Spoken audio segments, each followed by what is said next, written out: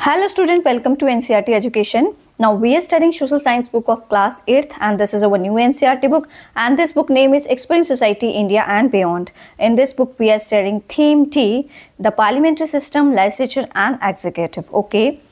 In this theme we are studying chapter number 6 and we have already complete explanation in part 1, part 2 and part 3 and this is part 4.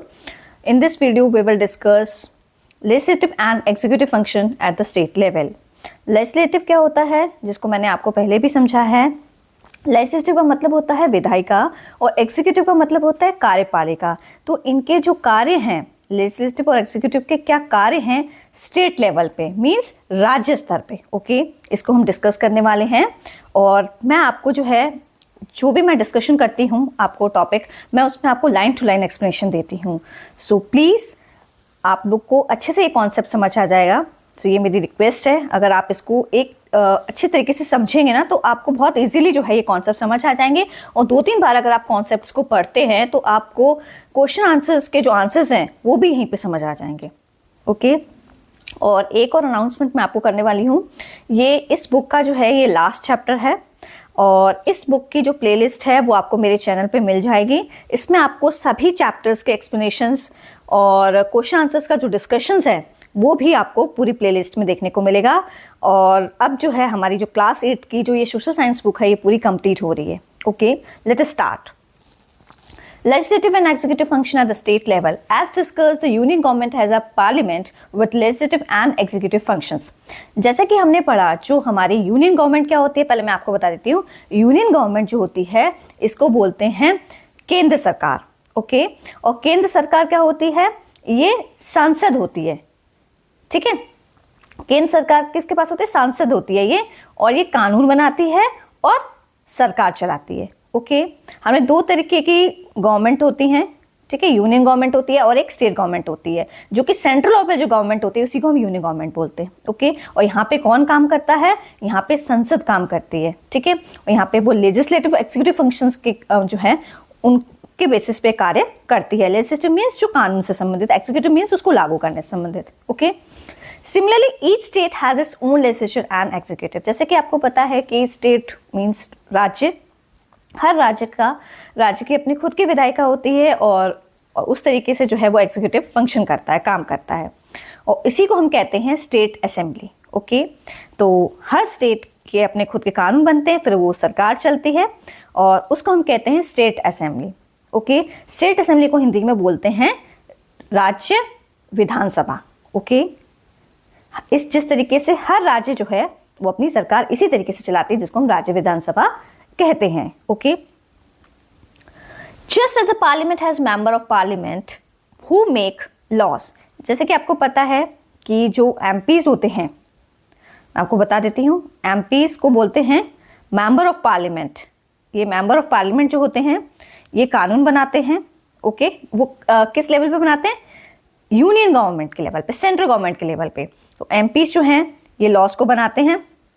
ठीक है, parliament के अंदर. उसी तरीके से जो एमएलए होते हैं, मेंबर ऑफ लेजिस्लेटिव असेंबली, ये क्या करते हैं, ये लॉज बनाते हैं, कानून बनाते हैं अपने विषयों पर. और वो कहाँ पे कानून बनाते हैं एमएलए, स्टेट की सूची के अंदर, राज्य की सूची के अंदर. और जो जिस भी सब्जेक्ट के ऊपर, विषय के ऊपर जो ये लोग जो कानून बनाते हैं एमएलए, वो स्टेट लिस्ट के भी हो सकते हैं, वो राज्य की सूची भी हो सकती है और वो कॉन्करेंट लिस्ट भी हो सकती है. ओके, कॉन्करेंट लिस्ट भी हो सकती है. इन 2 सूची के ऊपर स्टेट वो कानून बनाती है और जो सेंट्रल गवर्नमेंट होती है वो भी इन्हीं सूची के ऊपर ये कानून को बनाती है. किस किस के बेसिस पे, स्टेट लिस्ट पे और कॉन्करेंट लिस्ट पे. ओके, आई होप आपको समझ आ रहा होगा ये कॉन्सेप्ट. ठीक है, union list, state list, concurrent list. अब हम इसमें यूनियन लिस्ट क्या होता है, मीन्स राज्य की सूची क्या है, केंद्र की सूची क्या होती है, जो केंद्र स्तर पे सूची बनाई जाती है, किन किन विषयों को इसमें इंक्लूड किया जाता है, क्या क्या सब्जेक्ट्स होते हैं, उनके बेसिस पे इसमें कानून बनाए जाते हैं. स्टेट लिस्ट राज्य सूची और कॉन्करेंट लिस्ट. ठीक है, तो इन सब के बारे में हम पढ़ेंगे कि ये सारी चीज़ों पे कौन कानून बनाता है. Okay, the constitution has list है that help to clarify the areas on which the union and state government state government can exclusively legislate called the union list and the state list respectively. तो जैसे कि मैंने आपको बताया कि जो constitution होता है, हमारा जो भारत का जो संविधान है, उसमें 3 सूचियों के बारे में बताया गया है और इन सूचियों पे क्या होता है, जो यूनियन और स्टेट गवर्नमेंट होती है वो कानून बनाती है, जिसको अगर वो केंद्र स्तर पे बना रही है तो वो यूनियन लिस्ट पे जाएगा, अगर वो राज्य के स्तर पे बन रहा है तो वो स्टेट लिस्ट की सूची में जाएगा. Okay, respectively. Okay, there is also a concurrent list that has subject on which both the union and state government can legislate. तो इसी तरीके से एक कॉन्करेंट लिस्ट होती है, ठीक है.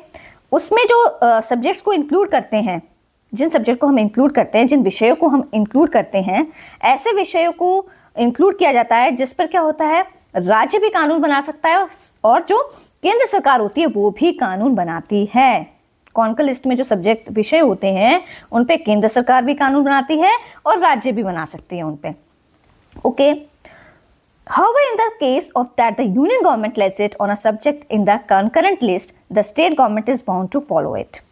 तो जैसे कि मैंने आपको अभी बताया कि यूनियन गवर्नमेंट जो है वो अपने कानून खुद के बनाती है अपने विषय पर, उसी तरीके से क्या होता है, कॉन्कर लिस्ट जो है उस पर भी वो कानून बना सकती है यूनियन गवर्नमेंट. यूनियन गवर्नमेंट जो है वो कॉन्कर लिस्ट पे भी कानून बनाती है और जो मतलब कि सेंट्रल गवर्नमेंट के जो होते हैं उन पे भी कानून बनाती है.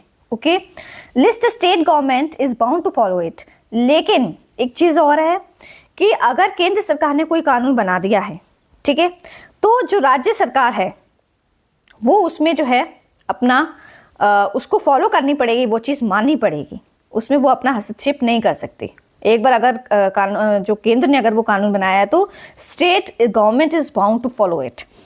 In the case of RT, for example, the act is applicable all over India, even through education in the concurrent list. Concurrent का मतलब मैं बता देती हूँ. कॉन्करेंट का मतलब होता है समवर्ती सूची. जो बच्चे हिंदी मीडियम के उनको अच्छे से ये जो वर्ड है ये समझ में आ रहा होगा. कॉन्करेंट को समवर्ती बोला जाता है, लेकिन जो बच्चे इंग्लिश मीडियम के, आई होप कि उनको ये वर्ड जो है इतनी जल्दी समझ नहीं आते हैं.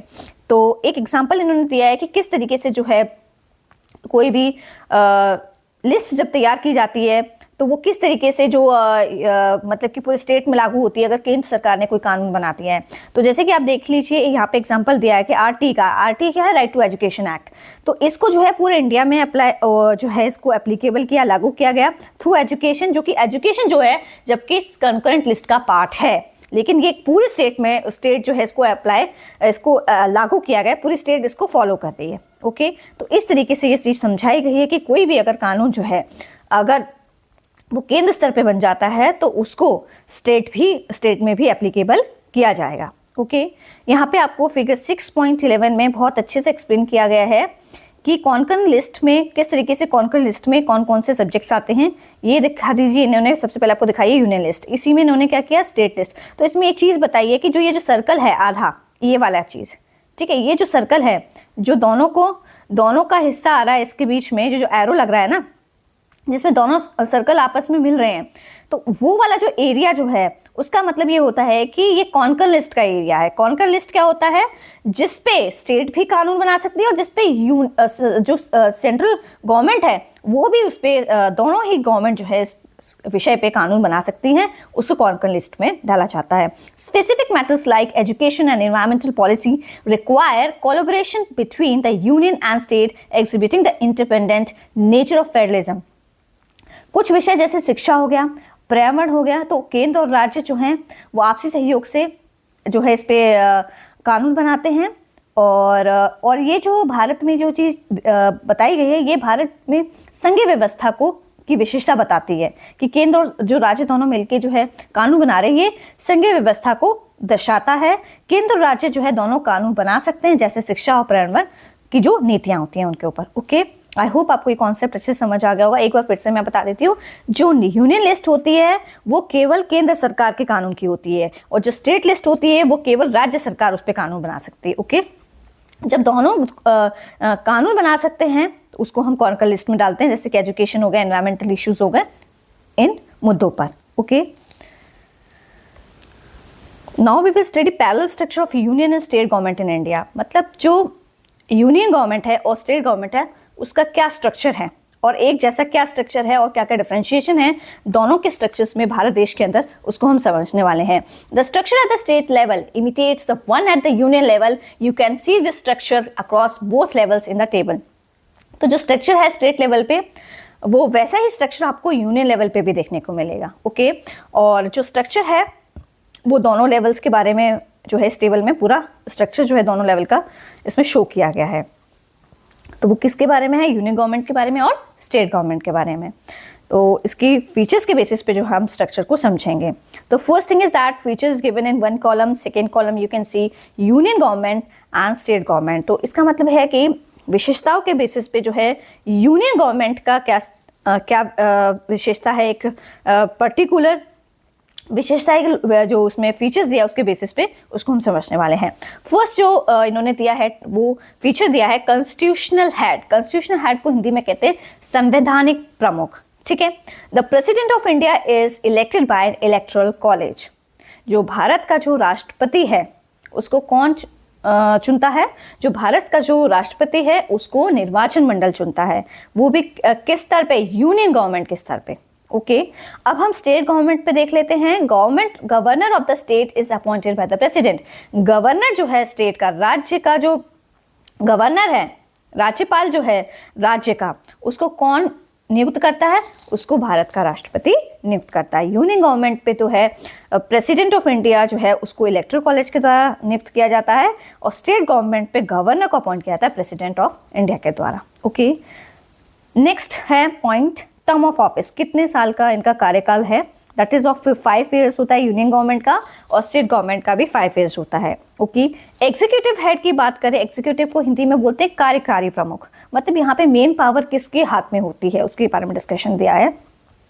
यूनियन गवर्नमेंट में क्या होता है, जो नॉमिनल हेड होता है वो प्रेसिडेंट होता है, उसके पास जो है नाम मात्र का वो प्रमुख होता है, लेकिन but the prime minister is the de facto executive authority eight the state level. लेकिन जो वास्तव में जो पूरी जो शक्ति होती है, कार्यकारी जो शक्ति होती है, वो जो हमारा यूनियन गवर्नमेंट है उस पे किसके हाथ में होती है? उसमें प्रधानमंत्री के हाथ में होती है, इसीलिए इसको डी फैक्टो एग्जीक्यूटिव अथॉरिटी बोला गया है। ठीक है, लेकिन अगर हम स्टेट गवर्नमेंट की बात करें, राज्य स्तर की बात करें, राज्य सरकार की बात करें, तो nominal head is a governor. Governor जो होता है वो नाम मात्र का होता है, प्रमुख होता है, लेकिन जो पूरी असली जो वास्तविक जो कार्यकारी शक्ति जो होती है वो किसके हाथ में होती है? वो मुख्यमंत्री के हाथ में होती है।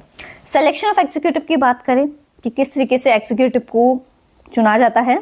Leader of majority party coalition in Lok Sabha, मतलब लोकसभा में, ठीक है, जब बहुमत दल या गठबंधन जो है उसका जो नेता होता है उसको जो है चुना जाता है इसके लिए।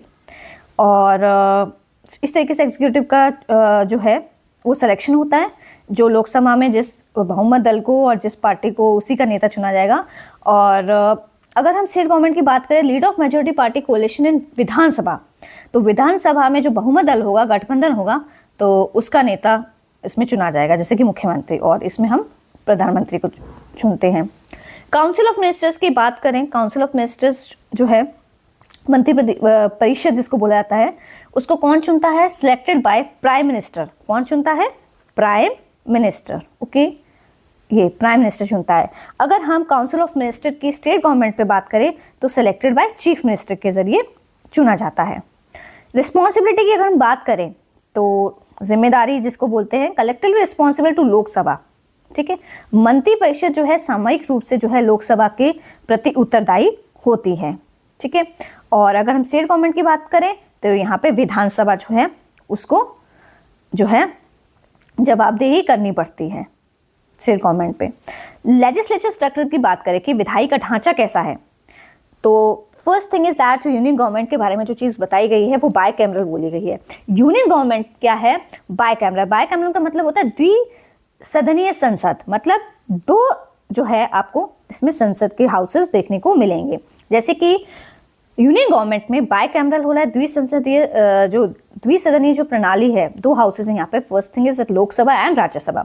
लेकिन अगर हम स्टेट गवर्नमेंट की बात करें, यहाँ पे स्टेट गवर्नमेंट की बात करो, यहाँ पे यूनिकैमरल है। यूनिकैमरल का मतलब है कि कहीं कहीं पर तो आपको एक जो है सदन देखने को मिलेगा, और कहीं कुछ स्टेट्स के अंदर आपको 2 सदन भी हैं।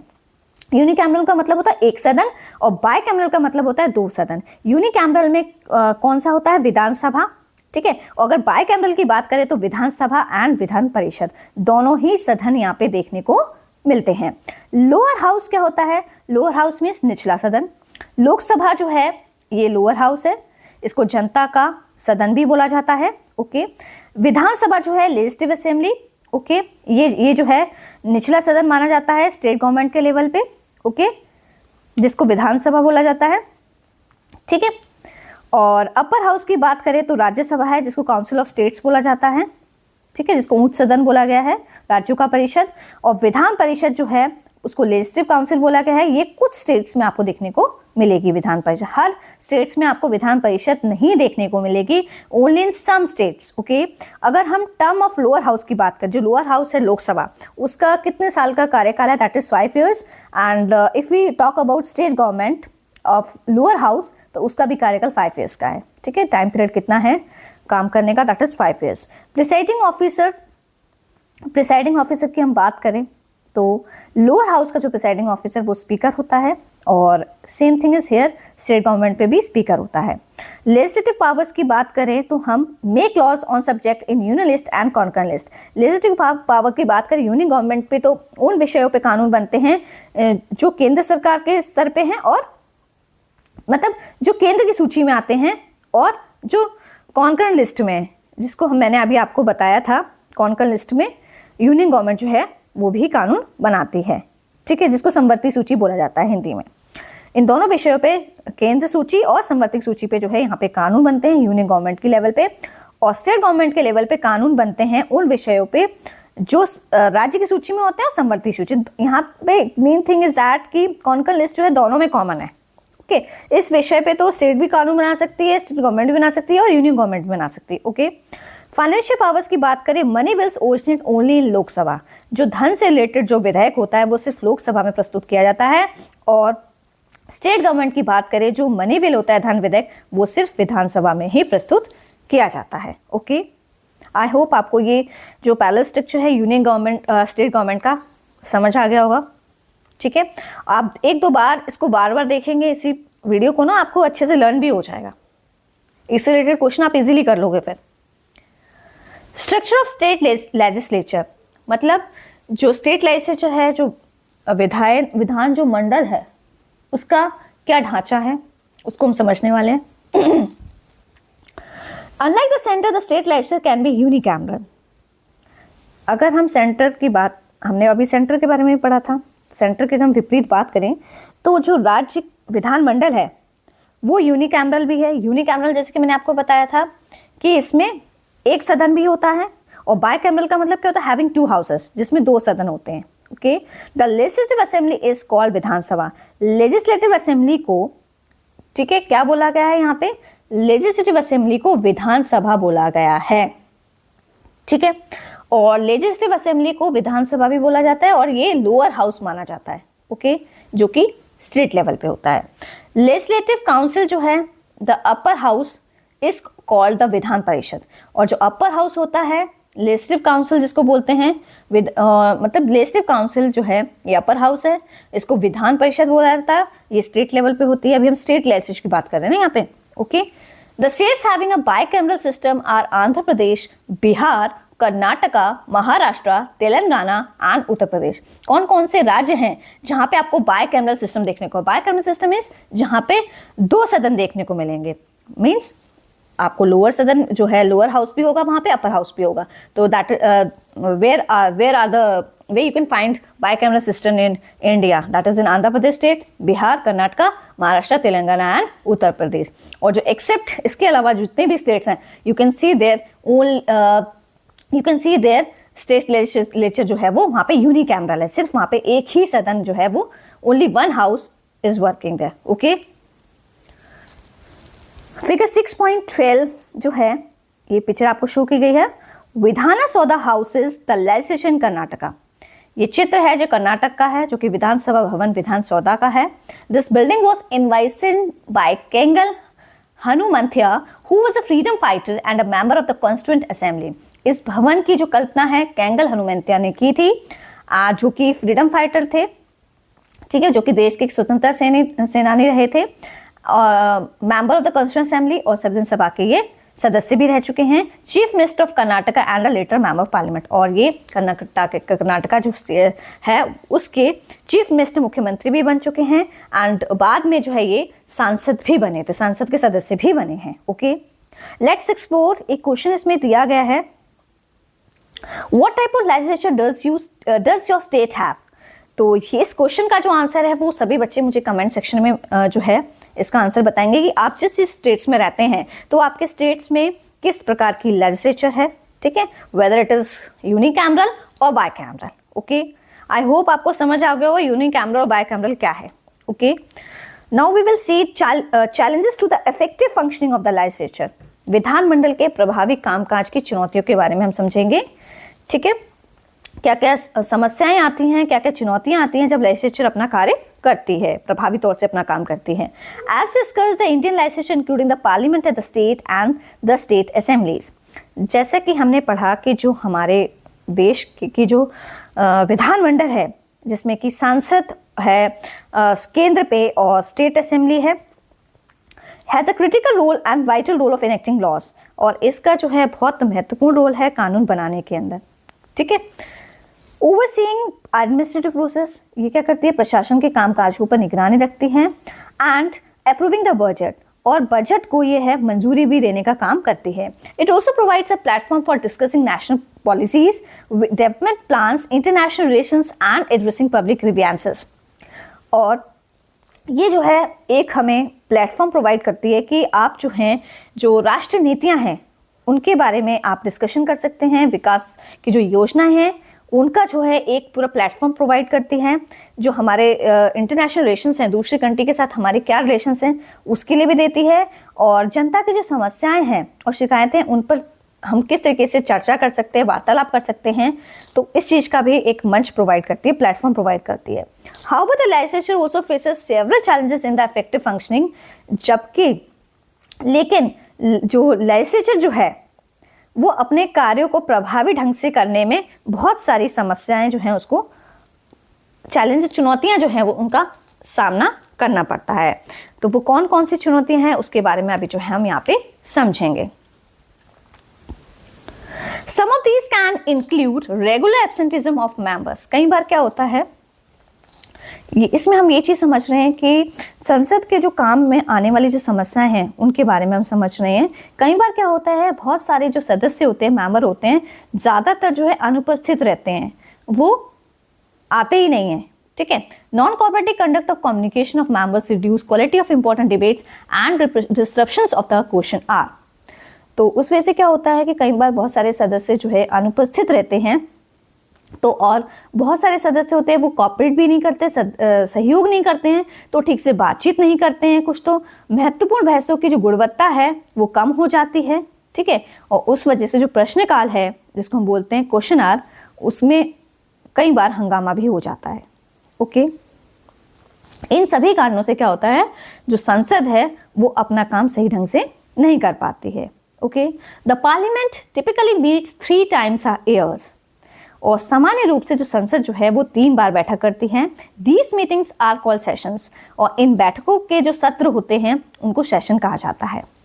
Budget sessions, monsoon sessions and winter sessions.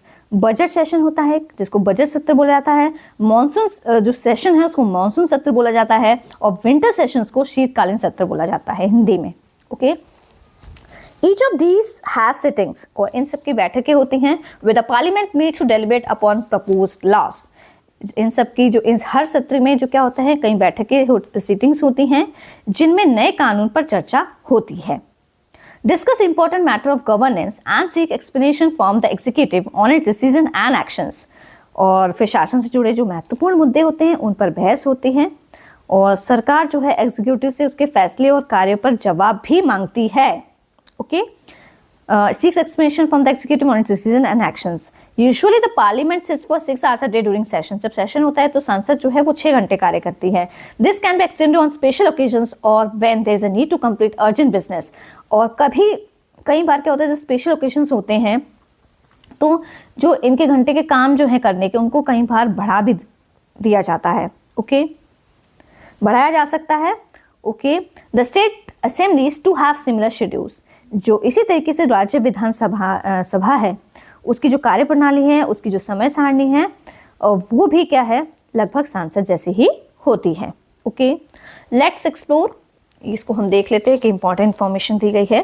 Study the data given in the following table. एक पूरा डाटा जो है इस टेबल के अंदर गिवन है। What conclusion can you draw about the functioning of parliament over time.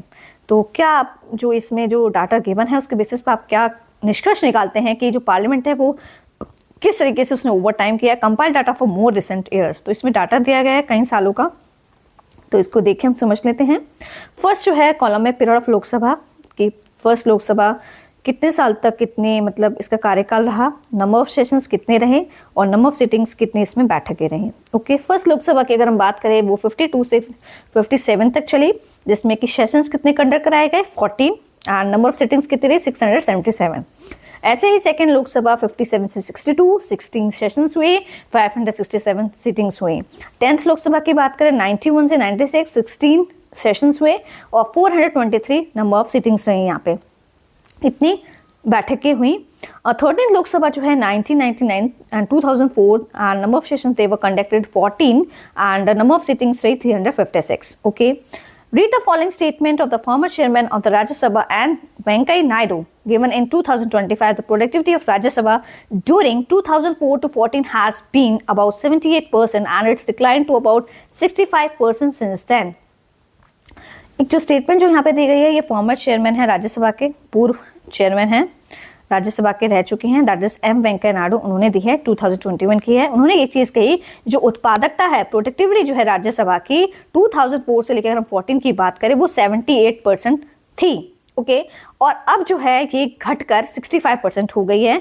Of the 11 sessions that he presided over, 4 of them clogged low productivity. तो जितने अभी जब फिर के जितने 11 सेशंस जो है उसमें जो है 4 ऐसे रहे हैं जिसमें उत्पादकता जो है वो बहुत कम हो गई है, 6.80%, कभी कभी 27.30, कभी 28.90% रही एंड 29.55 रही। इन जो 4 जो क्लॉक नाउ प्रोडक्टिव रही है 4 सेशन की, वो ये रही है ड्यूरिंग द ईयर 2018 के अंदर। The Rajya Sabha recorded the lowest ever productivity of 35.75% under the impact disruptions.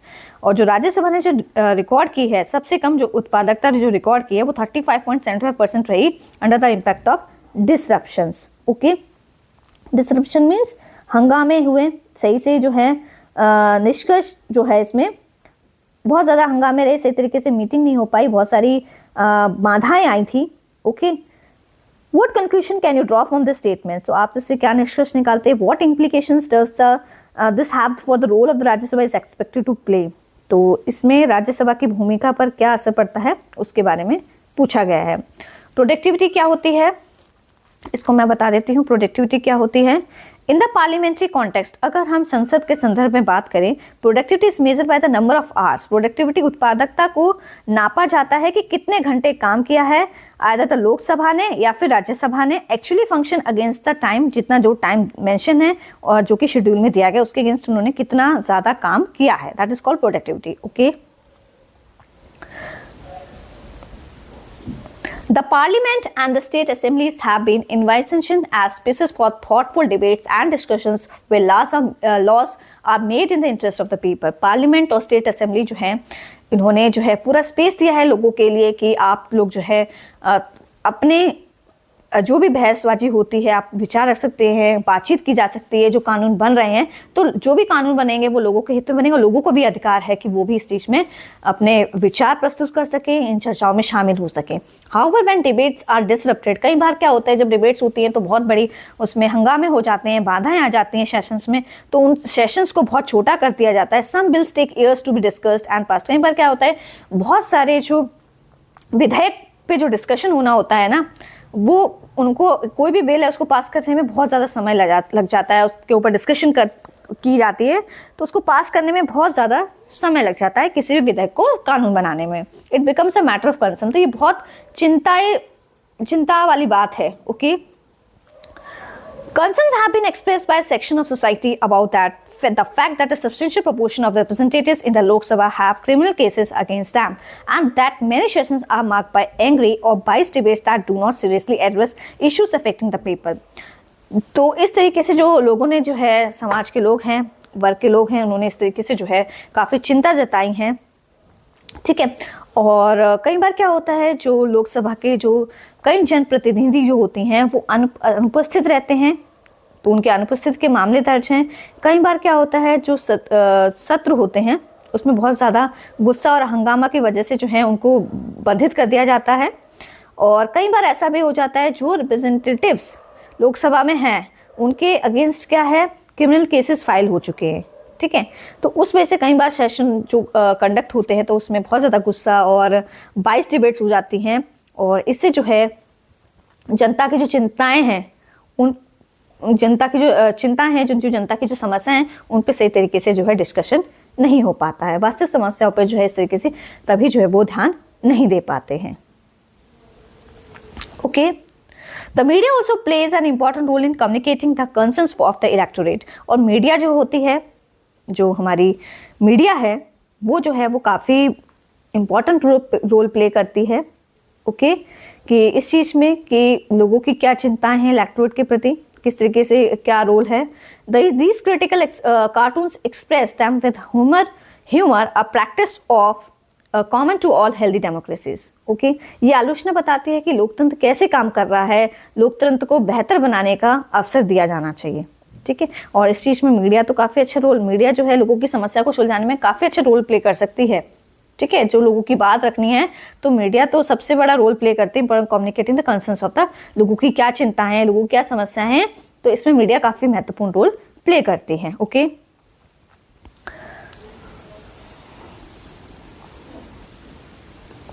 Yet our democracy grows stronger when citizens stay informed and engaged. हमारा लोकतंत्र तभी मजबूत होगा, तभी ग्रो करेगा जब वहाँ के नागरिक जो होंगे उनको जानकारी होगी, ठीक है, वो सूचित होंगे और वो अपने खुद के व्यू पॉइंट्स रख सकेंगे, अपनी राय दे सकेंगे, अपनी सजेशन दे सकेंगे, तभी हमारा जो लोकतंत्र है वो और ज़्यादा ग्रो करेगा, stronger. By asking questions, sharing their views and participating in public discussions, people help shape better policies. और इस तरीके से क्या होता है, जब लोग सवाल पूछते हैं और खुलकर अपनी बात रखते हैं तो सरकार और संसद जो है वो बेहतर तरीके से जो है वो काम करते हैं। नागरिकों की जो भागीदारी है उससे लोकतंत्र को क्या होता है, लोकतंत्र जो है वो सही दिशा की ओर बढ़ता है।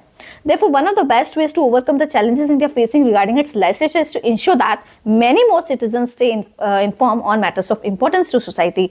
तो सबसे अच्छा तरीका जो है, जो चुनौतियां आ रही हैं जो भारत देश जो फेस कर रहा है लेजिस्लेचर के प्रति, तो सबसे अच्छी चीज़ है कि ज़्यादा से ज़्यादा लोग जो है, नागरिक जो है हमारे देश के, वो सूचित हों, वो अपनी राय रख सकें महत्वपूर्ण पहलुओं पे, ठीक है, और उस पर चर्चा कर सकें, अपनी भागीदारी दिखाएं, ओके, थ्रू पब्लिक। आजकल तो क्या है, अब तो पब्लिक डिबेट जो है डिजिटल स्पेसेस के थ्रू भी पॉसिबल हो सकती है, क्योंकि इतना ज़्यादा टेक्नोलॉजिकल का एडवांसमेंट हो चुका है। That ways government departments offer during policy making processes and consider engaging with political representatives on policies. तो आवाज़ जो है वो बहुत ज़्यादा महत्वपूर्ण है मुद्दों पर, ठीक है, महत्वपूर्ण मुद्दों पर खुली बहस होनी चाहिए ताकि सही निर्णय लिया जा सके। सरकारी विभाग कानूनों और नीतियों को व्यवहार में लागू करते हैं, ओके। आई होप आपको समझ आ रहा होगा ये concept. Many more young leaders and diverse voices are entering public life. अब क्या है, जो नए युवा नेता जो हैं वो अलग अलग पृष्ठभूमि के लोग जो हैं अलग राजनीति में आ रहे हैं। तो उससे क्या हो रहा है, जो टेक्नोलॉजी जो है वो बहुत ईजी हो गई है to stay connected and involve with governance. आज के डेट में तकनीक जो है, मोबाइल और इंटरनेट, ठीक है, मीडिया की वजह से जो है जानकारी पाना अब जो है वो बहुत ज़्यादा आसान हो गया है। गवर्नेंस की जानकारी पाना बहुत ज़्यादा ईजी हो गया है। As future voters your choices and participation will play a key role in standing of parliament.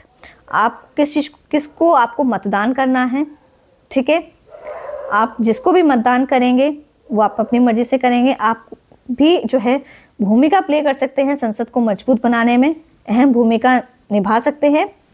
और इससे क्या सुनिश्चित होता है कि जो संसद और सरकार जो है वो मिल के जो है वो काम करें और इस तरीके से जो है देश की सेवा करें, ओके।